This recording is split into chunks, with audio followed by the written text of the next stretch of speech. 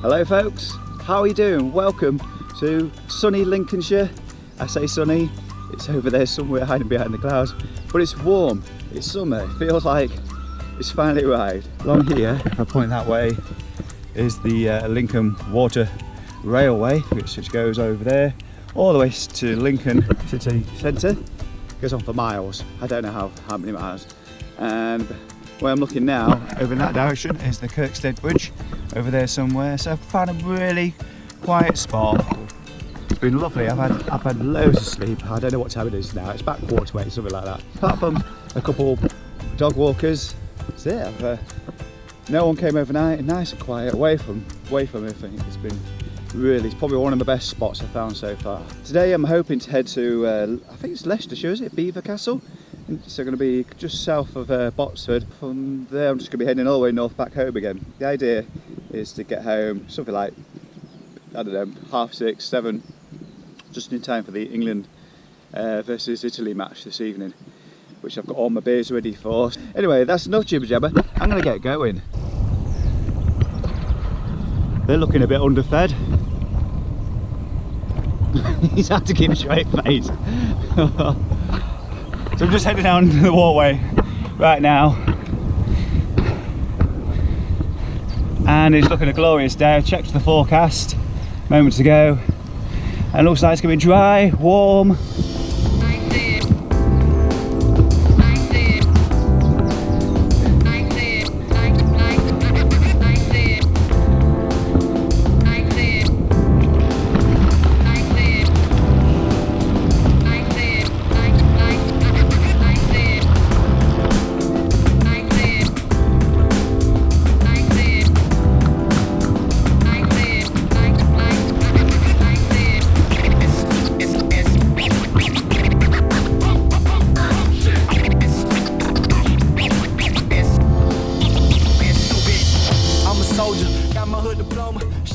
So I couldn't come this way without stopping at the place where I was going to, was kind of aiming for last night. This is Tupholme Abbey. That's what it used to look like, and that's what it looks like now. Hiding away in a field full of sheep. Great spot this, I think. It'd be nice to wake up to this in the morning. Keep on exploring. Yeah, I think if I had come here, I'd be over there somewhere out the way in the long grass.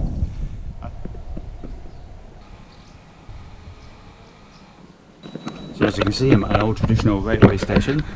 This is the Battersea Heritage Centre. I wasn't actually going to stop, but then I started thinking about bacon and sausage and a cup of coffee, so here I am. I've got plenty of time. The only goal today really is to go out, ride, enjoy it. Could be the route, get home before, just in time with the football. Wow! Story to share with you. Learn more about Tupholme Abbey. So I put a photo up on Facebook. An old school friend replied saying the Beach Boys appeared there years ago. And then somebody else, Neil Quinty, who follows the channel, also replied saying, yeah, I was May 1972. I was there for it. And he put up a poster, and there's loads of famous names like Lidder's Farm. The main one I caught my eye was obviously the Beach Boys. So I went into the Heritage Centre afterwards, and yet another post on the wall. I was like, Faces? Oh, is that Small Faces? I said, no. The guy behind said, no, that's Rod Stewart. His old band, Rod Stewart and the Faces. Kept looking at it, and there was Monty Python appeared there, Roxy Music. Who else was there? Oh, there's all these fantastic names. Joe Cocker, Don McLean. I said, well, how did these people get there? Did they take the train? He said, the Great Western Railway closed 4 months earlier. So they had about 60,000 people going for this weekend of music. And lots of them took the train, got off at Lincoln, and walked what was then an old disused railway track. They followed that all the way to this tiny little village here in Lincolnshire, which is probably a good, well, it's less than 10 miles, but it's definitely more than 5 miles. That's a long way to walk in here. So that was 49 years ago. Wow, what an unbelievable time to be, that must have been to have been alive. Back to the cycling though. A little bit behind schedule now. What is it? 20 past 10 I think. Still got that 190 kilometers to go. I'm heading south, which means headwinds along this rather bumpy road. But it is a nice quiet road. You won't get any much traffic down here, if at all. And it passes through a curious little village called Wasps Nest. Just been thinking more about this festival. Would it happen nowadays? And the answer is probably no. Well, it's a definite no, because the world we live in nowadays is boring, to put it slightly. Red tape, health and safety. Can you imagine what it was like then? People would have just followed the disused railway tracks. Would that happen nowadays? What would have people done for toilet breaks? Shit about some hedges probably. And if they was lucky, they would have taken some loo roll with them. Would they have had portaloos back then? Probably not. We've just seen a hare. Different world back then. Now we're just full of snowflakes. And you can't just do anything on a whim. I can imagine in 1972, even though we're not talking that far back, the technology would have been a hell of a lot different. Yes, the world is very much boring compared to 1972. Plain and simple. It would not happen nowadays because of money, greed, health and safety. This is would have been not far after the original Summer of Love. What was that, 1968? Morning. Big hello to Ian and Mack there. Just bumped into me. It's a long-term view of the channel. Of course, with the festival fresh in my mind, I got talking about that as well, and he remembers it well. Right, is this the right turn? Yes, this is the right turn. I think that looks like it's going to a farm. Talking out loud. Oh, look at this. They do have these telephone boxes in the most curious of places. Some of them got moved. It's just coming up to 11. Probably what, got 8 hours ahead of me? Again, target, get home before the footy. Second family out on bikes. If this is what life without international travel at summertime looks like, I want to see more of it. Morning. Hi there. Alright, morning. Morning.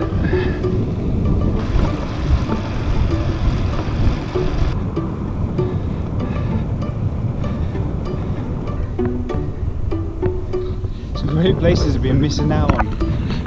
It's just a great track. Avoiding the local A road.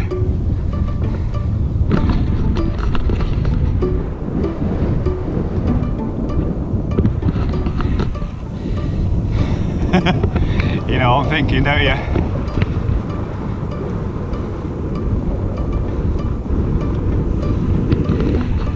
So this is just outside Dunstan. Obviously you'd have to be away early, wouldn't I? And don't go just there. Don't say I never go through Fords. I remember that one, Ford Rowston, near Kirkby Green and Digby. I like a good Ford. I always like a good Vauxhall, Volvo, Nissan, Jaguar, Rolls Royce, Peugeot, Citroen, Beetle.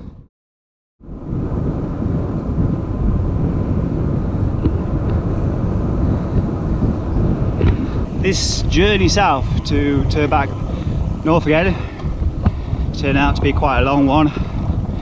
Top left corner, got Sleaford there, coming up to 12 o'clock. Well, it's probably past 12 now, what is it? 9 minutes past 12, about 150k to go. Looking good to get it back before football. Let's see if we can get some view interaction going down in the comments. I'd like to know, well, let's go back to right at the beginning. August last year, I remember seeing people foraging for berries. So I'd like to know some locations where I can go, join a long ride, and actually go and pick some berries off bushes and things like that. It doesn't have to be in Lincolnshire, it could be in Yorkshire, used to ride in South Yorkshire. They're all kind of my, let's call them, in inverted commas, home counties. So all I need from you is a Google Maps location, stick it down in the comments below, and I'll go and pick some of the best ones in August and September. There you go, you don't get that on Francis Cade, do you? Get yourself involved. Best berry foraging locations in the UK. Got to Beaver Castle, Cafe LA, straight in the toilets, got some water, got going again. I'm not wasting any time now. So, the question for you, where am I? Let me know down in the comments below.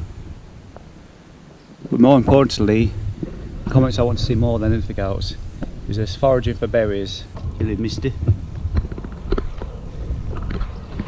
What the actual is that? There's another one over there as well. It's just at the back of Cafe Velo Verde.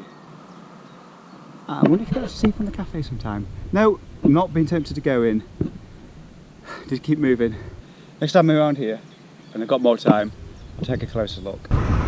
Heading along the Foss Road.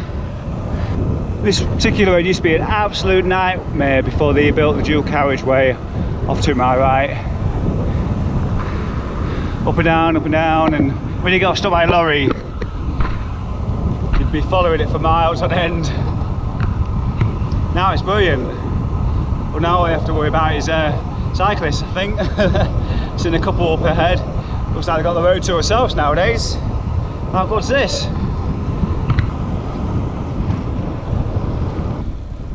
So at the moment it says I've got 58k home. It's probably going to be more like 50, I think, by the time I've chopped it down. Anyway, you don't want to know that, you just want to enjoy the sights, sounds and action with this bike ride. So anyway, here's my turn-in. Going to dive into the shop, just chill out for 5 minutes. So what does an ultra long distance cyclist eat on the bike? Don't know, go and ask him. I don't really consider myself one of those really, I'm just somebody who likes to ride my bike a long way. What do I eat? Well, here's an example, quite typical food really. I bought a couple of sandwiches from the co-op. So I had a chicken stuffing sandwich and a plain cheese one.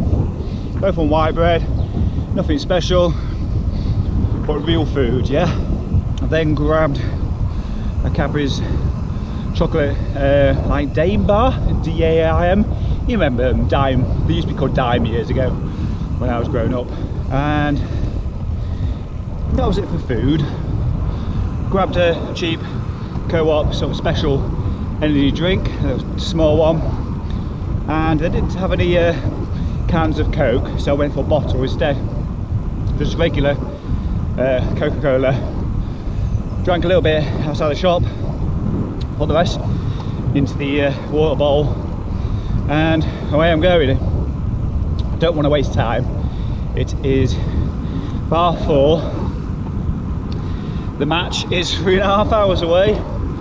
I'm probably about 2.5 riding, but obviously I want to get home, give the bike a quick once over, give me a once over because sure stink, and then grab a beer, relax for the rest of the evening. It's going to be a good match. It's going to be a good match, whatever the result. And of course you know what the result is now, won't you? But like I mentioned in the previous video, I think it will go to 2-2 and then it will go into a penalty shootout.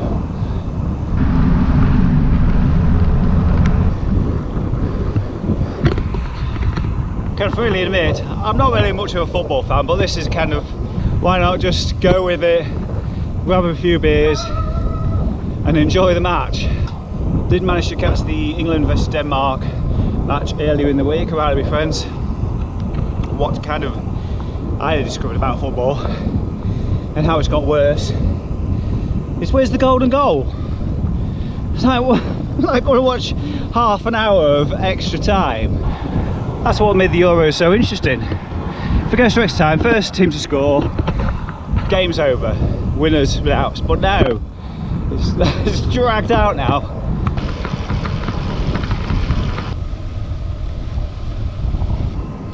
I was listening to a radio show the other day and interviewed a football fan, and there was like, there's no other thing in the world that unites us together under one common banner. And I'm thinking to myself, did this person not live through coronavirus? What's he talking about? There's a few things that unite us. I can think of quite a few. 1, survival. 2, money. 3, war. That's a big impact in the world, doesn't it? So what's this guy on about? Football unites us all. It really doesn't, does it? Not all of us. Okay, a lot of people watch it, but there won't be old grannies having tea parties now and going, oh, England, are they the red and white? Asking that for the 10th time, you know. It's in one of my previous videos I was questioning, you know, what is the nation's favourite hobby? And time again you can think of football, and if you ask lots of people they'll go, yeah, I love football, yeah. But if you ask them, well, what team do you play for? They'll go, oh, I don't, just watch it on TV. That is not a hobby. Your hobby is watching TV. Wow, you've got a shirt on your back.